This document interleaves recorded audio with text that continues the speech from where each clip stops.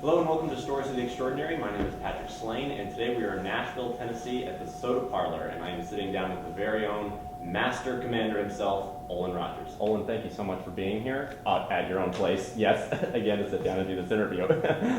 So, Olan, you've been filming videos for a while now.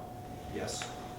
Where would you say your sense of humor comes from? A lot of people would say their parents, certain movies, certain comedians. Where does your sense of humor come from? Probably all three of those, actually. Mm-hmm. Probably my dad and my mom put together because I was born from them. And then probably just watching movies, really. I mean, how did you... Any movies in particular that you can think of? Probably, definitely Monty Python and the Holy Grail. Mm-hmm. The Princess Bride. Just a lot of old school movies where, I don't know, we just watched it and you just laugh at it, Mm-hmm. and then you just like, why did I find that particular movie funny? And you don't really know. It's just ingrained in you. So Yeah. nobody really teaches you how to laugh. You just laugh. You know what I mean? Yeah. So, I don't know. I guess just all three of those. Yeah. Excellent. Now, recently you had the opportunity to play Walt Disney. First off, how did that experience come about, and what was it like playing Walt? I got a message from, I guess, the director. Oh no, actually the composer. What was his name? John. And apparently a fan let him know that, I don't know, maybe I was auditioning for something, because I did an audition or an audition tape for Star Wars, I guess, the open casting call that they were doing in Nashville. Nothing came out of it. It was a good experience because it was just a big cattle call. It was worth it to go. Yeah, it was worth sitting out in like freaking frigid, cold night with a whole bunch of people huddled up in sleeping bags outside of a hotel. But around that time, a fan let the composer know, like, hey, you should ask him. He's in Nashville, because they're looking for Nashville actors, and he sent me a message like, hey, you should audition for this. I was like, all right. So I auditioned for it, sent him a tape, and the director kind of sent me a message, said, hey, I really want you to play the part. I said, okay, yeah, sure, okay, that sounds good. And then he sent me the script, and yeah, that's pretty much how it came out. It was really fast, actually. There was no roadblocks in getting that. I think it was just because it's an independent movie. Right. They weren't looking for freaking Harrison Ford to act as Walt Disney. They were looking for this Like up and comings, and I guess, I don't know.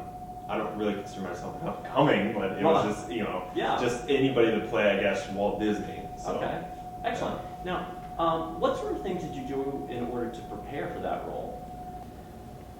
It was very hard, because a young Walt Disney, there was no audio of him, and nobody really kind of heard him talk when he was in his 20s, which was how do you impersonate something you can't reference? Yeah, exactly. So all I had to go on was just what people would describe of him, or autobiographies or the biographies or whatever. Autobiographies when he writes. Right, yeah. Okay, So it's just biographies. And I read a few books and some inserts, and I tried to watch some footage of him and stuff like that. And it was really difficult, and I just kind of decided to scrap trying to mimic him, because there's no way I'm going to mimic somebody that I've never heard of. And I just kind of focused in on the idea of what he kind of stood for, and I just kind of went with that. It was a very, passionate, outgoing person that, believed in a dream, basically. Yeah. So that was essentially what, I tried to focus in on. Excellent.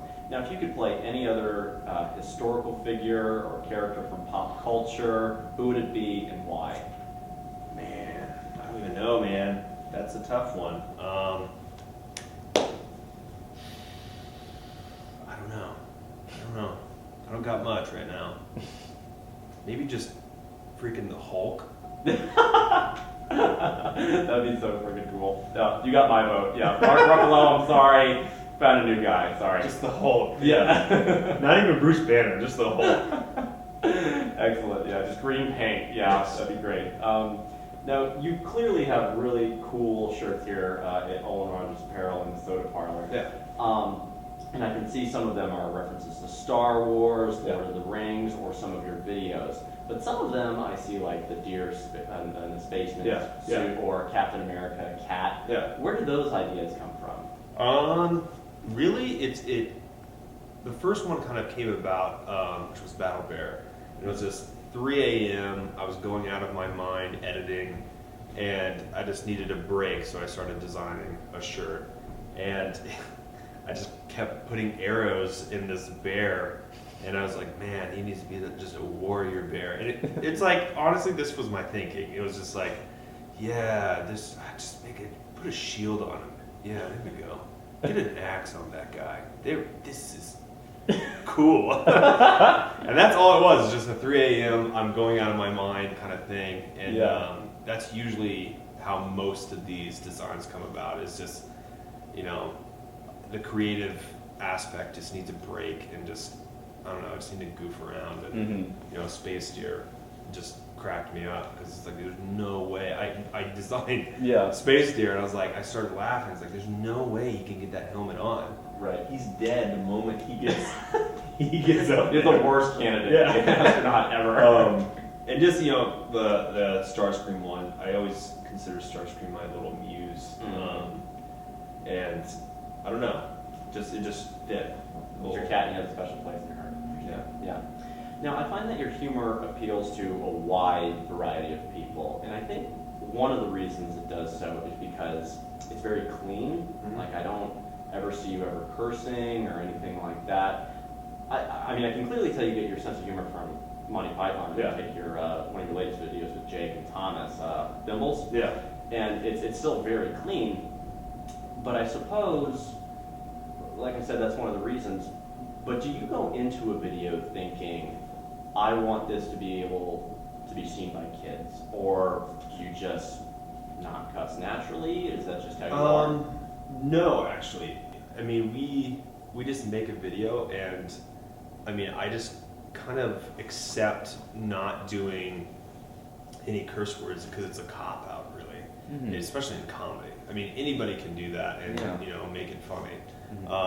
I realized very early on, and when I was a kid, I just remember being that rebellious elementary school kid, and I remember shouting because we were actually getting chased by these kids, and we had this tennis court, me and my friend Stephen Henry, and he's shouting off all these cuss words at them, and I let loose a few, and they just all laugh at it. And everybody erupts in laughter. And it wasn't like, they weren't, them laughing was like, okay, I'm very bad at this. Right.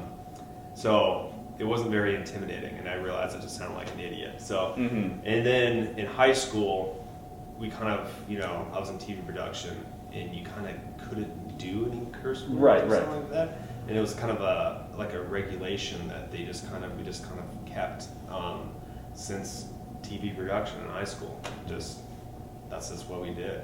And it kind of turned into a thing that was very more challenging as opposed to doing what everybody else does. Everybody does that. Yeah. So really it's just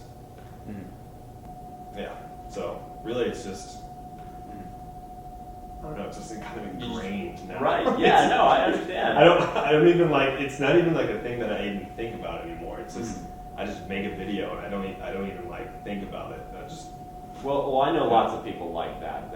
It does, like I was saying to my crew here, I would totally let my kids watch your videos, not that I have kids, but when I eventually hope to have them, but anyway. Now on your Facebook you said you have crippling stage fright. Yeah, and I find this funny or interesting in the sense that generally the reason people get stage fright is because lots of eyes are on them. Yeah. But when you release a video on YouTube, or when you're in a movie like As Dreamers Do, you're just increasing the size of the audience. What in your mind is makes those two situations different? It's different because when I do a video, it's just me in my room. Yeah. You know, I can be as goofy as all get out. It's just me. I can shout, I can yell, I can roll, I can do whatever. Nobody is watching me, really. Right. They're not watching me until it's already done and it's out. And it's still kind of a little, nervous when I upload a video because it's like they're watching it. Now I gotta. But now they can see you. Yeah, right. They can see me. As dreamers do, I remember it was very awkward just acting in front of people that were just like freaking like 2 feet away from you, just watching you cry, and you're like, "Gosh, this is awkward." You know, Yeah. it's just I don't know.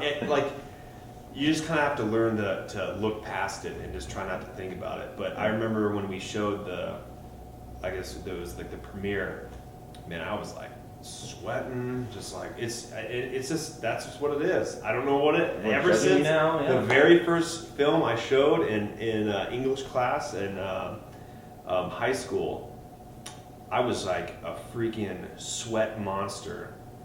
Same thing today. It's like there's nothing different. I have done live shows, and it's very awkward even till this moment, but it's that first like 5 minutes. Once I get past that, I'm okay. Right. That first 5 minutes, I'm like screaming internally. You gotta wait for the audience to sort of warm up to you, or you to warm up to the audience. It's bad when I did this one live show in New York. It's really funny because I guess my most popular video is Ghosts in the Stalls, and it was the first time I told that story. Crickets.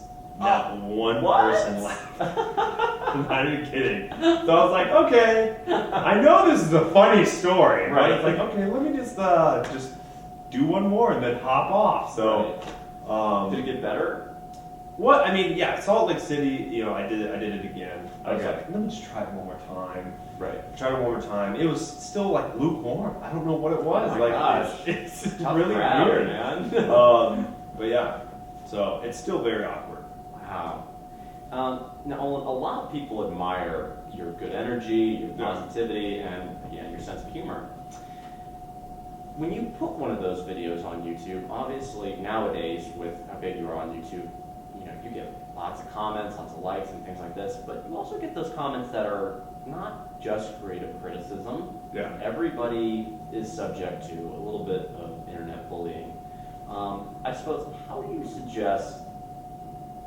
you go about dealing with those online bullies, and how would you suggest your fans go about dealing with those? I like how you painted that so nicely.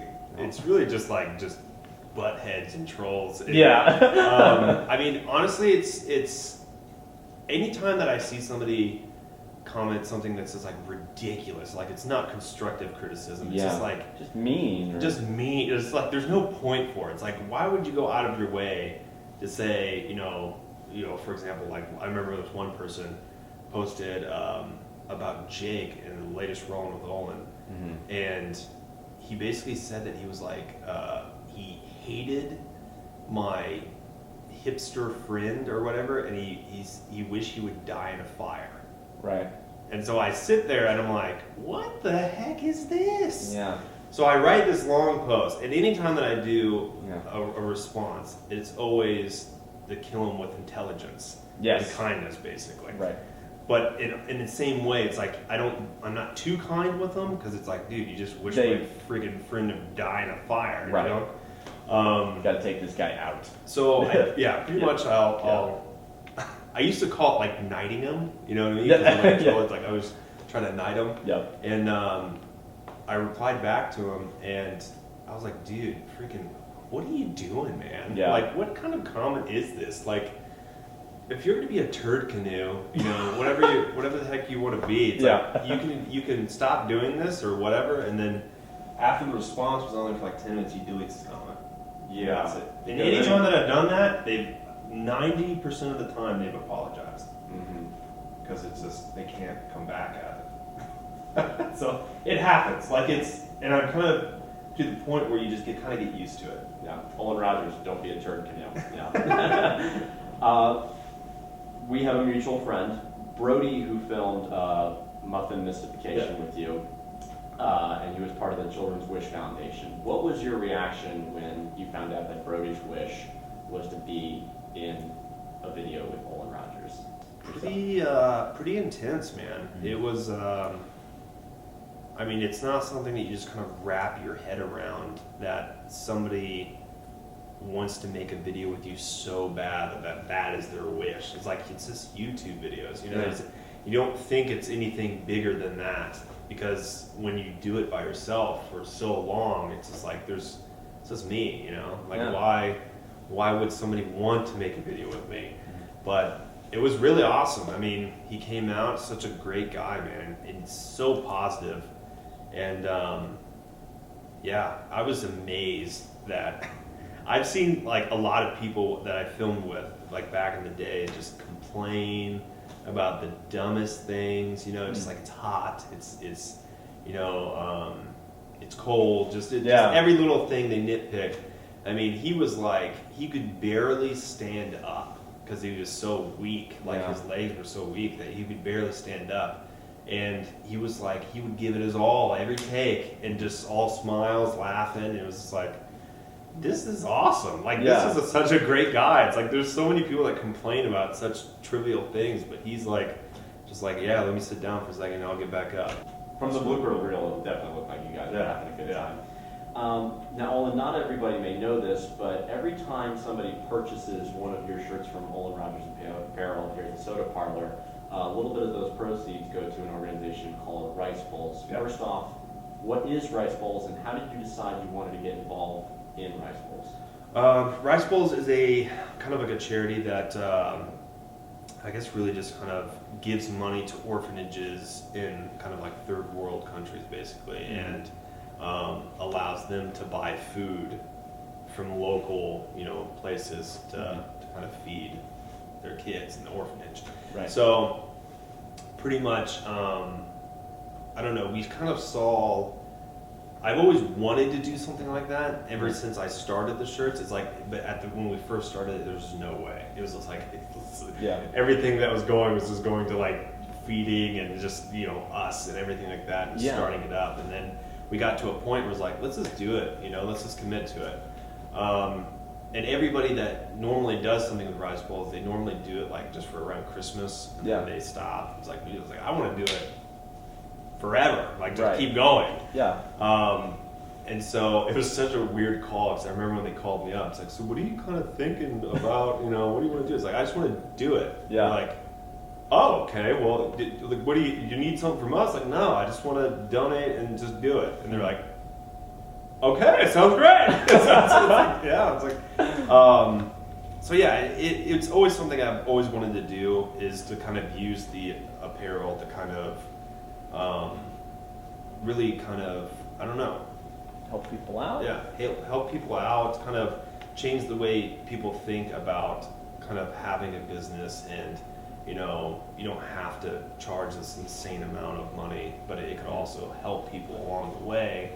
So it's like, do you have to be so greedy that you keep it all for yourself? Like, no, you don't. You could do so much other stuff with it. If everybody just did that, it would be such a cool place. That's really cool. Yeah. Well, we actually have a little bit of a surprise for you. Okay. Yeah. So we just thought that was such a cool cause that you're involved in and whatnot, and you really inspired a lot of our students at High Point University to want to get involved in that. Okay. But we still wanted to be able to say, you know what, we want to be able to thank the guy who helped us, did what we did. So we have this little thing for you. What is this? Yeah. What is this, yo? Yeah. This is a shirt. What is this? What the heck is this, yo? So what is this? Wait, what is this?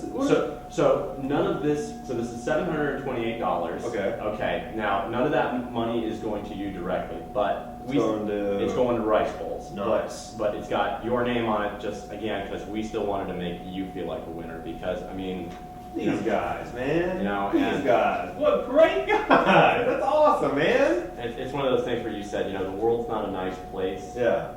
But that doesn't mean we can't be nice. So that's so cool, dude. Yeah. That's awesome. Well, we hope you certainly like that. That's really cool. I've always wanted like one of these big checks. Yeah. You know? Yeah. I got it. What's that one clearinghouse thing, like the prize? What is that called? Publishers Clearinghouse. Yeah. I got it! I won!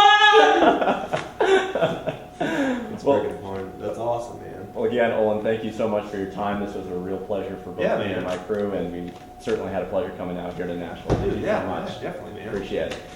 Cool.